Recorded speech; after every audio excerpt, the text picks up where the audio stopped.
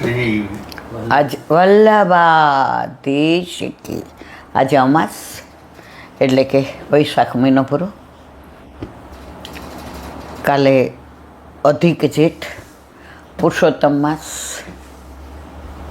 મને આનંદ બહુ થયો કે 6 મહિનાથી મનમાં મનોરથ હતો કે ગાયોની પાસે દસમ સ્કંદનું પારાયણ કરીએ. આજે ગમે ત્યાં તો હા પાડે, ગાયો પાસે કોઈ ના ન પાડે, પણ આપણને એમ થાય કે આપણું મંદિર હોય, આપણા શ્રીજી બાવા હોય, આપણા યમુનાજી હોય, ત્યાં વલ્લભ હોય, ત્યાં બટુકો હોય, ત્યાં વૈષ્ણવ બધા આવતા હોય અને ગાયો દોવાતી હોય, ભાંભરતી હોય, એના બછરા હોય, એની ગમાણ હોય, એ ઘાસ ખાતી હોય. અને આપણે પ્રભુને ગાયો બહુ જ વાલી હતી. ગાય માટે તો ચરણમાં કાંઈ ધારણ નહોતું કર્યું. તો ભાગવતમાં જે પ્રભુની બધી લીલા છે એમાં 4 મુખ્ય: દાન લીલા, માન લીલા, હોરી લીલા, ગોચારણ લીલા. તો પ્રભુ ગાયોને પોતે જાતે ચરાવવા જતા હતા. ગોવાળિયાની જોડે ને, અને ગોપાષ્ટમીએ તો એનો આપણે આનંદ લઈએ દિવાળી પછી. અને ગાયો પ્રભુથી એવી હેવાય, અન્નકૂટ આવે તો આગલા દિવસે કાન જગાઈ કરે. ગાયોના કાનમાં પ્રભુ કહે, કલ બેગી બેગી આવ્યો, વહેલી વહેલી આવજો. અને ગાયોનું પૂજન કરે. વત્સ બારસ હોય. લૌકિકમાં બધાય ભલે એમ કહે કે વાઘ બારસ, પણ આપણામાં વાઘ બારસ ને બચ્છ બારસ. દિવાળી પછી, રમા એકાદશી પછી બીજી. ગાયોનું પૂજન કરે. નવા સિંગ સોનાના ને ઉપર પેલા મોરપીંછના પેલા ને એવા સરસ ગાયો પર ડ્રો કર્યું હોય બધું. અને પ્રભુ પોતાના હાથે ગાયને લાડવા ખવડાવે. નજર પડે એટલે ગાયો ઈચ્છે કે અમારા પ્રભુ નજર પડે ને અમારી પાસે લઈ આવે, તો એની અલાબલા ટલા અમારા ઉપર આવી જાય. તો માં પૂછ ફેરવે. ઠાકોરજીને ગાયો બહારથી લઈને આવે અને સવારે ઉઠીને પહેલાં ખીરકમાં આવે, કારણ કે ગાયો મુખ ન જોવે ત્યાં સુધી મોઢામાં કાંઈ નાખે નહીં. પ્રભુ ગાયો ચરાવવા જાય ત્યાં યમુનાજીમાં જળ પોતે પાય, ચરાવે પોતે. અને સાંજે જવાનું હોય તો કોઈના કીધે ગાયો આવે નહીં. દાવ ભૈયા, મધુમંગલ, શ્રીધામમાં બધાય કે લલા અબ તો બોલા ગયા કો, તો કે બોલાવો ને. બધા પ્રયત્ન કરે, કોઈ ના આવે. પ્રભુ કદમના વૃક્ષ પર ચડી જાય. કદમ બચ્ચા કાન બુલાવત ગયા, ગોવિંદ સ્વામી છે. અને પ્રભુ ઉપરનો ફેરવે, ગાયો દોડતી દોડતી આવે. પ્રભુના જીવનમાં ગાયોનું મહત્વ જો.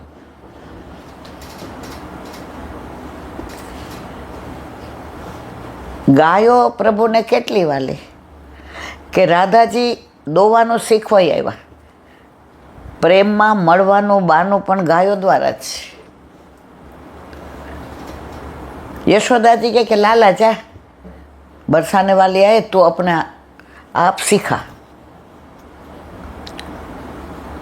તો ગાયો એમના પ્રેમની સાક્ષી છે અને ઉછળે ને રાજી થાય. સ્વસ્તિ વાચન કરવાનું હોય તો ગાયો પાસે. એનાથી વિશેષ કહું તમને, ઠાકોરજીનું નામકરણ કરવાનું હતું, મોટા પાયે કરવાનું નહોતું, કોઈને ખબર પડવા દેવાની નહોતી. તો ગાયોની ખીરકમાં ગર્ગાચાર્યજીએ ઠાકોરજીને દાઉજી ભૈયાનું નામકરણ કર્યું. અને જે ગો એટલે ઇન્દ્રિયો, ગો એટલે પૃથ્વી, ગો એટલે ગાયો. તો નામકરણ પણ ક્યાં કર્યું? ગાયોની ખીરકમાં ત્રિલોકના નાથનો બ્રહ્માંડનો સાક્ષી કોણ રહ્યો? ગાયો. તો પ્રભુના જીવનમાં ગાયો તો કેવી વણાઈ ગઈ છે. ગોકુળની વાત આવે એટલે ગાય યાદ આવે છે. ગોકુળની ગાય જો, અને મથુરાની દીકરી નસીબ ફૂટે બહાર જાય. ગોકુળની બધી ગાયો સફેદ, ઠાકોરજી કાળા સામળા, ગાયો બધી સફેદ અને સિંગ નાના નાના. હજી વિશેષ કહું, વ્રજમાં 4 ગોકુળ મેં મહિના પહેલાં કહ્યું છે, પણ આ ગાયોની વાત નીકળી એટલે અનુસંધાન. મહાવન એ મૂળ ગોકુળ, જ્યાં તૃણાવતને માર્યો, સક્તાસુરને માર્યો, દામોદર લીલા કરી. બીજું ગોકુળ નંદગાંવ, જે અત્યારે છે. ઘણા નંદગાંવ બેઠક, જેમાં ગાયોનું દાન ને જે કરવું હોય તે કરે. ત્રીજું ગોકુળ ગ્વાલ પોખરા. જો માવનમાંય ગાયો હતી, નંદગાંવમાંય પ્રભુ ગાયો. ગ્વાલ પોખરા તમે ગિરિરાજની પરિક્રમા કરો તો તમે દંડવતી શિલાથી ને ગોકુળનાથજીને મંદિરે બેઠકે સામે ગોવર્ધન, જાન અંજાન વૃક્ષ, બિલચુકુંડ કૃષ્ણદાસ અધિકારી દ્વારા, રાધા કૃષ્ણ કુંડ, ત્યાંથી નીકળો એટલે ઉદ્ધવ ક્યારી આવે, અને ઉદ્ધવ ક્યારી પાછી જમણી બાજુ જાઓ એટલે ગ્વાલ પોખર આવે. ત્યાં પ્રભુ ગાયો ચરાવતા આવતા. એટલે ત્રીજું ગોકુળે જ્યાં ગાયો ચરાવે. મારે જે કહેવું છે, ગાયો કેમ પ્રભુને આટલી બધી ગમતી હતી એટલે આપણને ગમે છે. એટલે આપણે કહીએ છીએ ગાય અમારી માતા છે. એટલે આપણે કહીએ છીએ ગાયને રાષ્ટ્રમાતા જાહેર કરો. અને ગાયના દૂધમાં જે સત્વ છે, સાયન્સે પણ શોધી કાઢ્યું કે સોનાના વરખ સહિત છે. ગમે એવો માંદો માણસ હોય ને, ગાયના દૂધ ઉપર ને અડધો હાજો થઈ જાય. તો ત્રીજું ગોકુળ એ ગ્વાલ પોખરા, જ્યાં પ્રભુ ગાયો ચરાવવા આવતા. હવે ધીમે ધીમે બધું તીરોય, પણ અમે તો જે બધું જોયું છે ને મારવાલા, કે આપણે દર્શન કાંઈ કે ઠાકોરજી ટેકરે બેઠા છે ને, આજુબાજુ ગાયો છે ને, ઠાકોરજી વેણું વગાડે છે ને, સામને જે છાક લઈને આવે છે ને, એમના ઝાંઝરનો રૂમઝૂમ અવાજ આવે છે ને, પ્રભુ એકદમ સામનેજીના દર્શન કરીને એમના મોય થઈ. આ બધું આ ગ્વાલ પોખરા જાઓ ને, જો હવે ધીમે ધીમે એ તો પરિવર્તન. અને ચોથું ગોકુળ એ જે અત્યારનું ગોકુળ. કયું અત્યારનું ગોકુળ? જ્યાં ગર્ગાચાર્યજીએ ખીરકમાં ઠાકોરજીનું નામ પાડ્યું હતું. બધે ગાય આવી કે નહીં મારવાલા? ગાય માટે પ્રભુએ ચરણમાં કાંઈ ન ધર્યું. શ્રીજી બાવાએ કળિયુગમાં પણ વલ્લભ સુંદર શિલાની બેઠકે દામોદરદાસ હરસાણીની ગોદમાં મસ્તક નાખીને સૂતા હતા. ઉપરથી રૂમઝૂમ કરતા આવ્યા.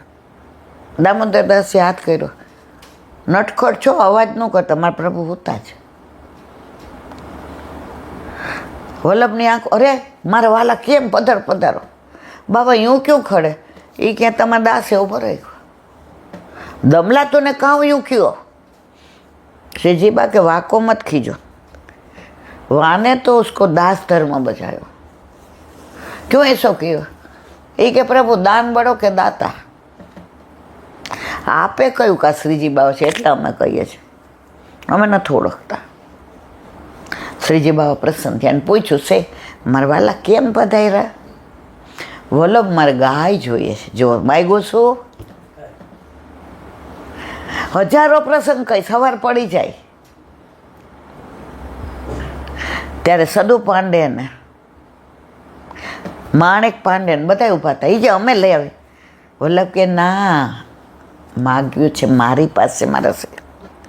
अने संध्या वदननी एक पेली पवित्री हती ने ए दीदी સદુપાને આ વેચીને શ્રીજી બાવા માટે ગાય લઈ આવે. એ ગાય એક આવી, અત્યારે જો કેટલી ગાયો. એટલે બહુલા વનમાં બહુલા ગાયને સજીવન કોણે કરી? વલ્લભે. હજારો દાખલા મારા વાલા, એક નહીં. તો આ જ્યારથી આ બધું વાંચન ને આ સત્સંગ ને, તો અંતરમાં એક ઊંડો મનોરથ હતો કે રોજ સત્સંગ કરું છું. સત્સંગ તો મને આવડતો નથી, આ બધા કહેતા હોય એ બધી વાતો કરું છું. તો મારા પ્રભુ, હું ને તમે મહિનામાં જઈએ 2-4 વાર બહાર, એવું નથી જતા. બહાર જઈએ એટલે સત્સંગ કરવા, કોઈના ઘરે બેસવા નહીં. પણ ગાયોએ મને આમંત્રણ આપ્યું કે બધાને સંભળાવસ લાલાની વાતો. आगे गाय पाछे गाय, इत गाय उत गाय, गाय में बस वही भावे. छोटी छोटी गैया छोटे छोटे ग्वाल, छोटो सो मेरो मदन गोपाल. તો બસ મનમાં એક પણ જો આ બધું આપણા હાથમાં નથી, આપણા હાથમાં નથી એનો કાલનો દાખલો દઉં. આ સત્સંગ કરતા હતા, એટલો સરસ પ્રસંગ કાલે, આમ આપણે જ પોતે આમ રોમાંચ ખરા. અહીંયા ક્યારે ચાર્જિંગ વયું ગયું, તમારું ધ્યાન ન ગયું, મન તો દેખાય નહીં, મન તો કાંઈ આવડતું નથી. વલ્લભે જતાવી દીધું કે તારા હાથમાં કાંઈ જ નથી, તું બોલી એનું એ જા, એના એ ઈલાબેન, એનું એ મુખ. કોઈ સુધી પહોંચી શક્યો?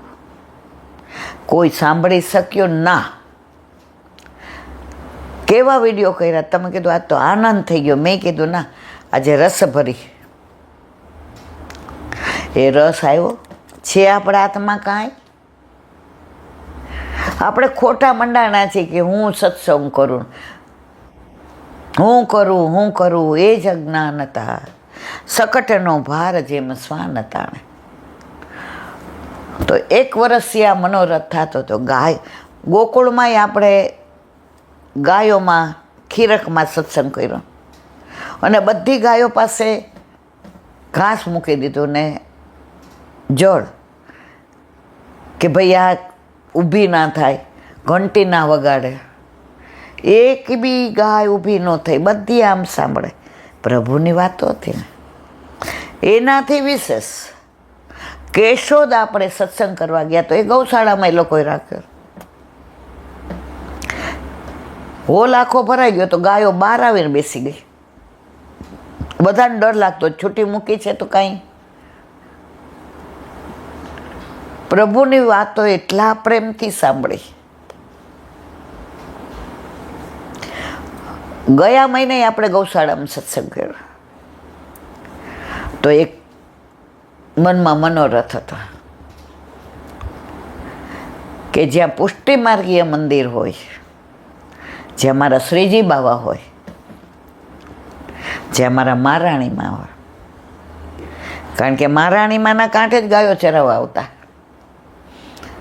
ગિરધર ગાયો પાવા આવે રે.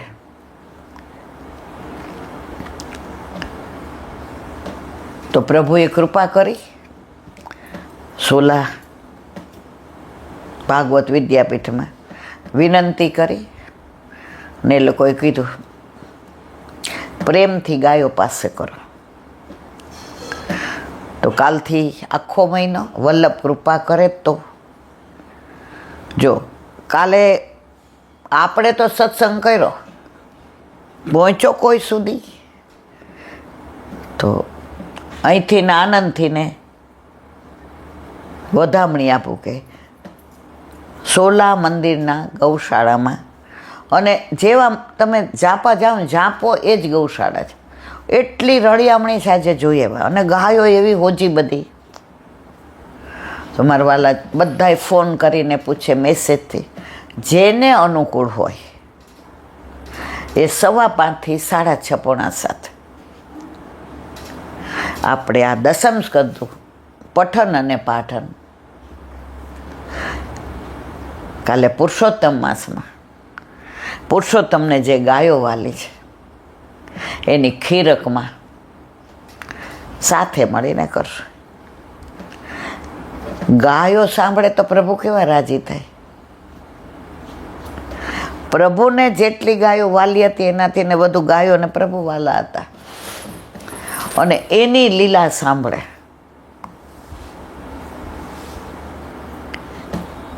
બસ મનોરથ કર્યો, નક્કી કર્યું છે, પણ કાલની તમને ને મને કોઈ નથી ખબર. કાલે જ્યારે શરૂઆત થાય ત્યારે માની લેવાનું કે ગાયો સાંભળવા માટે આતુર છે. થોડો ગરમીનો પ્રોબ્લેમ થશે કે ભાઈ ખુરશીનો, એટલે કાલે જોઈએ. જો નહીં બેસાય બધાયથી નીચે તો ખુરશીની વ્યવસ્થા કરશું, અને બહુ ગરમી હશે તો કુલરની વ્યવસ્થા કરશું. કરશે બધું વલ્લભ, હું ને તમે નિમિત્ત માત્ર. તો મારા વાલા વહેલું રાખીએ તો ગરમી બહુ છે, એટલે 5:15 થી 6:30 પોણા 7, અને છેલ્લા દિવસે આનંદ કરીશું. વચ્ચે નંદ ઉત્સવ કરીશું, કારણ કે દસમ સ્કંદ હોય ને નંદ ઉત્સવ ન હોય તો ગાયોને આનંદ ન આવે. એ ઘંટડી વગાડશે કે નંદ ઘેર આનંદ ભયો જય કનૈયાલાલ કે. ગાયોને ગળામાં કેસરી ઉપરના બાંધશું, અને આપણે બધા કેસરી સાડી પહેરીને રાતી પહેરી ચોરી પહેરી. તો અત્યારે તો આ બધું આવું નક્કી થઈ ગયું છે.